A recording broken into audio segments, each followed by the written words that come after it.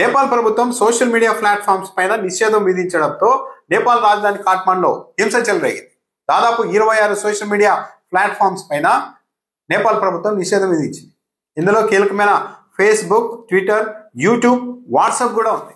ఈ social media ప్లాట్ఫామ్లన్నీ ప్రభుత్వం దగ్గర రిజిస్ట్రేషన్ చేయించుకోవాలి. అందుకోసం ఆగస్టు 28 నుంచి 7 రోజుల పాటు గడువు ఇచ్చారు. కానీ ఆ గడువులోపు ఈ సంస్థలన్నీ రిజిస్ట్రేషన్ చేయించుకోలేదు. అందుకే గత వారం గురువారం నుంచి వీటన్నిటిపైన నిషేధం విధిస్తూ ప్రభుత్వం నిర్ణయం తీసుకుంది. అయితే ఇందులో యూట్యూబ్, వాట్సాప్ లాంటివి కూడా ఉండడంతో యువత రోడ్డెక్కారు. అదేవిధంగా వాట్సాప్ ద్వారా విదేశాల్లో ఉన్న లక్షలాది మంది తమ బంధువులతో మాట్లాడే వాళ్ళు, వాళ్ళతో చాట్ చేసేవాళ్ళు, వీళ్ళంతా ఒక్కసారిగా ఇబ్బందులకు గురయ్యారు. చాలా మంది ఉపాధి మీద కూడా నేరుగా దెబ్బపడింది. దీంతో కాఠ్మండ్లో మొత్తం జర్నలిస్టులు, కళాకారులు అందరూ తొలుత నిరసనకు దిగారు. ఆ తర్వాత వేల మంది యువకులు కూడా రోడ్డు మీదకి వచ్చారు.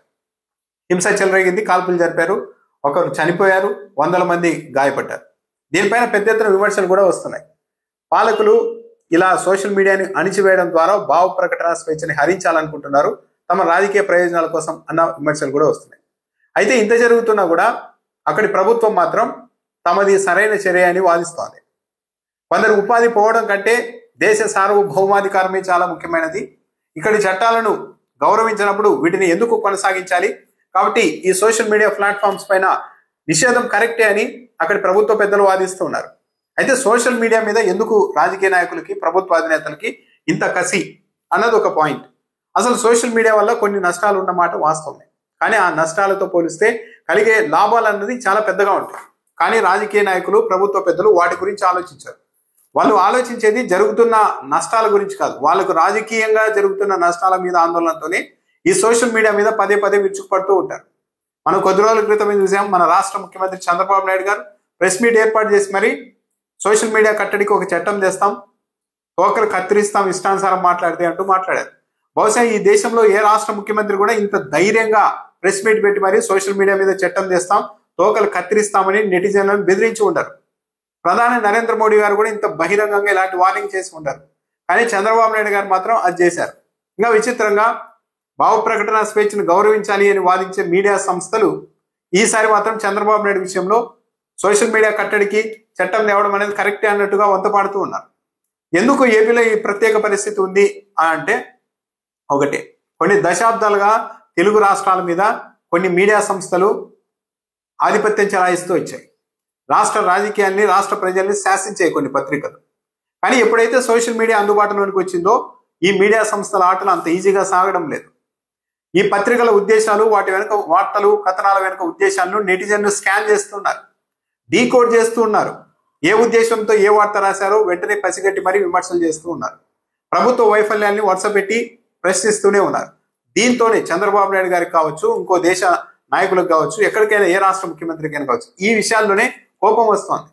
చంద్రబాబు నాయుడు గారు కాస్త మీడియా బలము అన్నీ ఉన్నాయి కాబట్టి ధైర్యంగా బయటికి చెప్పగలుగుతున్నారు సోషల్ మీడియా మీద మేము చట్టాన్ని తెచ్చి అణచివేస్తాము అని. అయితే పాలకులు గుర్తించాల్సిన అంశం ఏంటంటే, ఒక వ్యక్తికి ఏదైనా అన్యాయం జరిగితే తనకు జరిగిన అన్యాయాన్ని బయటికి చెప్పుకునేందుకు ఒక వేదిక ఉండాలి, ఒక ప్లాట్ఫామ్ ఉండాలి. చాలా మంది యువతకు ఈ సోషల్ మీడియా అన్నది అలా ఉపయోగపడుతోంది. వాళ్ళ ఆవేదన, ఆక్రందన, అన్యాయాన్ని బయటికి చెప్పుకున్నప్పుడు వాళ్ళు కొద్దిగా కూల్ అయ్యేందుకు అవకాశం ఉంటుంది. కానీ సోషల్ మీడియాను అణచివేస్తూ ఎవరు బయటికి ఏది మాట్లాడకూడదు, మీకు అన్యాయం జరిగినా సరే మీరు నోరు మూసుకొని ఉండాలి అన్నట్టుగా చట్టాలను ప్రభుత్వాలు ప్రయోగించడం మొదలు పెడితే ఆ అణిచివేత అన్నది ఒకరోజు విప్లవం వైపు దారి తీయచ్చు. చెప్పాలంటే గతంతో పోలిస్తే ఎందుకు ఇప్పుడు యూత్ అంతా ఎక్కువగా ఎక్స్ట్రీమిజం వైపు వెళ్లకుండా ఉంటున్నారు అంటే పరిస్థితులు మారాయి. వాళ్ళకి జరిగిన అన్యాయాన్ని అడ్రస్ చేయడానికి పలు వేదికలు ఉన్నాయి, సోషల్ మీడియా ఉంది.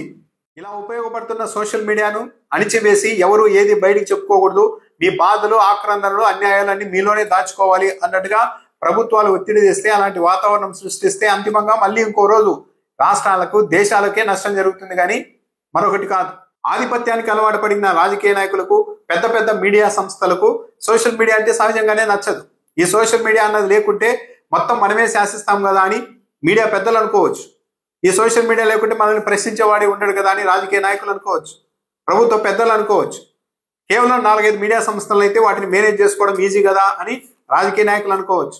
సోషల్ మీడియాని కంట్రోల్ చేయడం అంత ఈజీ కాదు కాబట్టి అదే తెలుగుదేశం ప్రభుత్వానికి ఒక పెద్ద బాధ. ఇతర దేశాల్లో కావచ్చు, మన దేశంలోని ఇతర రాష్ట్రాల్లో కావచ్చు, సోషల్ మీడియాను కట్టడి చేస్తామని ప్రభుత్వాలు ముందుకు వచ్చినప్పుడు మెయిన్ స్ట్రీమ్ మీడియా కూడా ప్రభుత్వ నిర్ణయాలకు వ్యతిరేకంగా నిలబడుతోంది.